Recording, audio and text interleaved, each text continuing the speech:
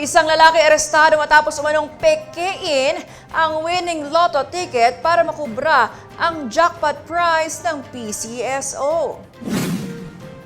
Tinangkang kubrahin nito ang 172 million pesos na jackpot prize gamit ang peking lotto ticket sa tanggapan ng Philippine Charity Sweepstakes Office sa Mandaluyong City nitong Lunes. Para matapos beripikahin sa lotto database, lumabas na nakuha na ng tunay na nanalo ang jackpot prize. Sa pagsusuri, nakita ang mga senyales ng pamimeke sa ticket, kabilang ang handwritten entries gamit ang ballpen at indikasyon ng tampering. Nahaharap ang suspect sa kasong falsification of public documents sa Mandaluyong City Prosecutor's Office.